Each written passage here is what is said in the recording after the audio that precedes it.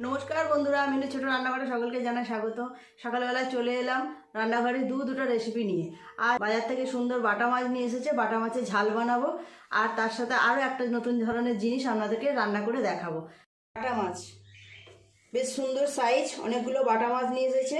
বাটা মাছ তো খেতে সবাই খুব ভালো লাগে। বাটা মাছ ঝাল করা হোক, ঝোল করা হোক, যেটাই রান্না করা হোক না কেন খুবই খেতে ভালো লাগে। আর এর সাথে আরও একটা নতুন ধরনের জিনিস আপনাদের রান্না করে দেখাবো বললাম। এই যে মানকচু, বাজার থেকে অনেকটা মানকচু নিয়ে এসেছে। এগুলো তো বাজারে প্রচুর বিক্রি হয়, তো এইরকম মানকচু খেতে খুব ভালো লাগে। মানকচু কিন্তু যেভাবেই রান্না করা হোক না কেন খুব ভালো লাগে। তো মানকচু বাটা তো অনেকেই খেয়ে থাকেন, কিভাবে বানাতে হয় সেটাও জানেন, কিন্তু আজকে আমি একদম অন্যরকমভাবে করব, যার স্বাদ কিন্তু দুর্দান্ত হয়। আগে মাছগুলো নুন হলুদ মিশিয়ে ভেজে নেব। হলুদ গুঁড়ো, এর সাথে আমি দুটো কাতলা মাছের পেটিও নেব। নুন, খুব ভালো করে সব মাছগুলোর গায়ে নুন আর হলুদ মিশিয়ে নেব। মাছগুলো ভেজে নেব, তার জন্য তেলটা গরম করতে দিয়ে দিই। মাছের ঝালের জন্য একটা মশলা বানাবো। এখানে নিয়েছি বেশ অনেকগুলো লঙ্কা, গাছ পাকা লঙ্কা, আর নেব সর্ষে। 3 চামচ মতো সর্ষে নিলাম, কালো সর্ষে। এর মধ্যে দিয়ে দেব 1 চামচ পোস্ত। জল দিয়ে এটা সুন্দর করে একটা মিহি পেস্ট বানিয়ে নেব। মানকচুটা আমি পুরোটা রান্না করব না, আমার যতটা লাগবে আমি কেটে নিয়ে এটাকে ছাড়িয়ে আর মিক্সিতে পেস্ট করে নেব।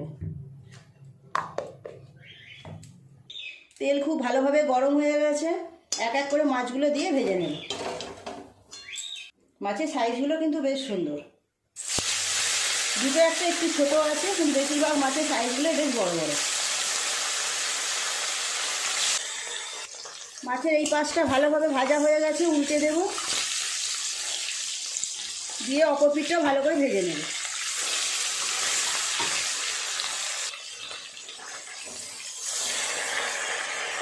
বাটা মাছ খেতে কিন্তু সবাই ভীষণ পছন্দ করে, যারা কাঁটা বাছতে পারে না তাদের জন্য একটু অসুবিধে। অর্ধেকটা মানকচু আমি কেটে নিয়েছি, যতটা আমার আজকে লাগবে। কচুগুলো খুব মোটা মোটা করে খোসাগুলোকে কেটে বাদ দিয়েছি, দিয়ে এইভাবে ছোটো ছোটো করে টুকরো করে নিয়েছি। ভালো করে ধুয়ে এগুলো মিক্সিতে আমি পেস্ট করে নেব। আমি এই রান্নাটা আমার মার কাছ থেকেই শিখেছি। আমার মা কিন্তু যখন এই রান্নাটা করতো কচুগুলোকে শিলেই বাটতো। আমি আর শিলে বাটবো না, আমি মিক্সিতে এগুলো পেস্ট করে নেব। এই মাছগুলো ভাজা হয়ে গেছে, তুলে নেব, নিয়ে বাকি মাছগুলো একইভাবে ভেজে নেব।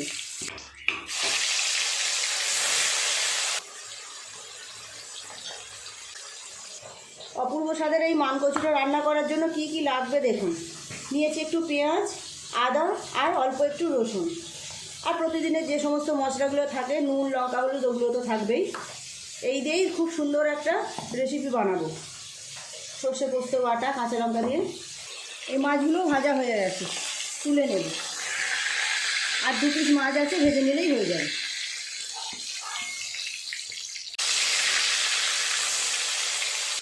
সব মাছ ভাজা হয়ে গেল, এবার মাছের ঝালটা আগে করে নেব।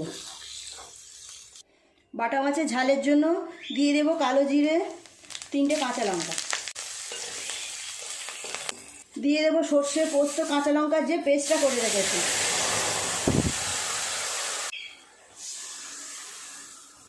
দেবো 1/2 চামচ নুন, নুনটা অবশ্যই স্বাদ মতো দিতে হবে। দিয়ে দেবো হলুদ গুঁড়ো 1 চামচ পরিমাণ। একটু নেড়ে চেড়ে মশলাটা কষিয়ে নেব।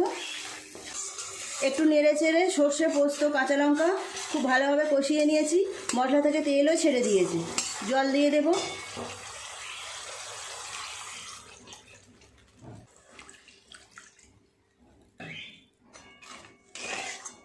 একটু ফুটে গেলে মাছগুলো দিয়ে ফুটিয়ে নিলেই হয়ে যাবে। টমেটো কুচি, মাছের ঝালটা খুব সুন্দর টকবক করে ফুটছে, দিয়ে দেবো এই সময় ভেজে রাখা মাছগুলো। খুব কম সময় হয়েও যায়, দারুণ সুন্দর একটা রেসিপি। শীতকালে তো সব মাছের খুব তেল হয়, যার জন্য মাছগুলো খেতে কিন্তু আরও বেশি টেস্টি হয়ে যায়।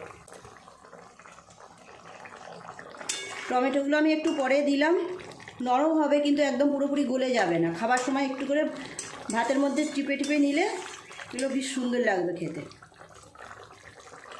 মাছের ঝালটা হয়ে এসেছে। মাছ ভাজার তেল অনেকটা বেশি ছিল, একটু তুলে রেখেছিলাম, ওপর থেকে একটু ছড়িয়ে দেবো। এইরকম মাছ ভাজার তেল দিলে মাছের ঝালের টেস্ট কিন্তু আরও বেড়ে যায়। দিয়ে দেবো অল্প একটু ধনেপাতা কুচি। অপূর্ব সুন্দর সেন্ট বেরিয়ে গেছে এখনই। এইরকম বাটা মাছের ঝাল কিন্তু খেতে খুব ভালো লাগে। নামিয়ে নেব। মাছের ঝালটা পুরোপুরি রেডি। এই প্লেটে নামিয়ে নেব।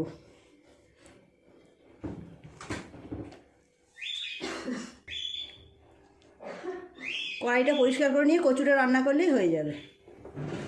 পুরো মান কচুটা বেটে এতটা হয়েছে, এক বাটি। কত সুন্দর গয়েও হয়েছে দেখুন, পেস্ট করা হয়েছে।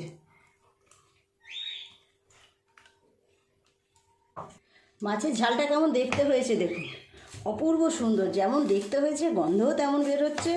যা লাগবে না আজকে মাছের ঝালটা। তেল দিয়ে দেবো কড়াই। মাছ ভাজার তেলও ছিল কিছুটা, ওটাও দিয়ে দিলাম। তেলটা গরম হয়ে গেছে, দিয়ে দেবো পেঁয়াজ কুচি। একটু নেড়ে চেড়ে পেঁয়াজটা লাল করে ভেজে নেব।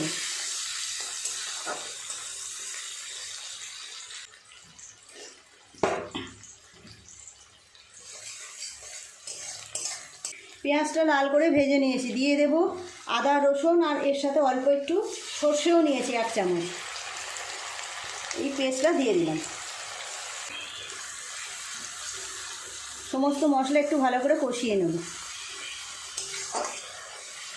দিয়ে দেবো স্বাদ মতো নুন 1/2 চামচ, হলুদ গুঁড়ো দেবো 1 চামচ, লঙ্কা গুঁড়ো দেবো 1/2 চামচের একটু কম। সুন্দর কালার আসার জন্য অল্প একটু রেড চিলি পাউডার। খুব ভালো করে সমস্ত মশলাটা একটু কষিয়ে নেব। নিয়ে কচু বাটাটা দিয়ে দেবো। দেবো 2-4টে চিনির দানা, একদম 1/2 চামচেরও কম। মশলাটা খুব ভালোভাবে কষিয়ে নিয়েছি। এর উপরে দিয়ে দেবো বেটে রাখা কচু।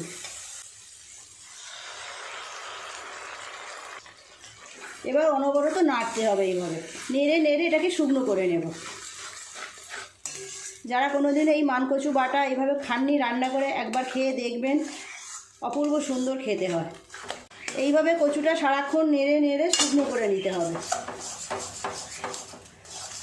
অসম্ভব সুন্দর টেস্ট হয়। অনেকে ভয় পায় গালে লাগার জন্য, তো এই কচু একদমই গালে লাগে না। আর এগুলো তো বাজারের কেনা কচু। এইভাবে অনবরত নাড়তে হবে। না নাড়লে, নাড়া বন্ধ দিলেই কড়ার নিচেই লেগে যাবে। ডাল যেমন শুকনো করে চচ্চড়ি করা হয়, ঠিক সেটা তেমনই দেখতে লাগছে। হয়ে এসেছে, আর একটু শুকিয়ে গেলেই নামিয়ে নেব। কচু রান্নাটা প্রায় হয়ে গেছে, অনেকটা শুকনো হয়ে গেছে। কতটা কমে গেছে দেখুন। বেটে যখন কড়াই দিলাম কতটা ছিল, এখন অনেক কমে গেছে। উপর থেকে একটু সরষের তেল ছড়িয়ে দেব।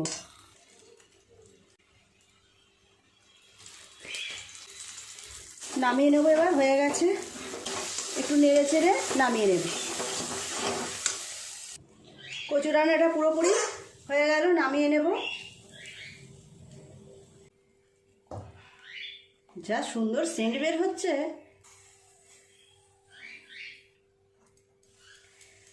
তৈরি হয়ে গেল আজকে দুটো অপূর্ব সুন্দর স্বাদের রেসিপি। আজ লাঞ্চটা কিন্তু দারুণ হবে। তৈরি হয়ে গেল দুটো দারুণ স্বাদের রেসিপি। মানকচু বাটা আর হচ্ছে বাটা মাছের ঝাল। কেমন দেখতে হয়েছে দেখুন। বাটা মাছের টেস্ট তো সবাই জানি কেমন খেতে হয়। তো অপূর্ব সুন্দর স্বাদের দুটো রেসিপি তৈরি হয়ে গেল। প্লিজ বন্ধুরা, আজকের রেসিপিগুলো কেমন লাগলো কমেন্ট করে জানাবেন।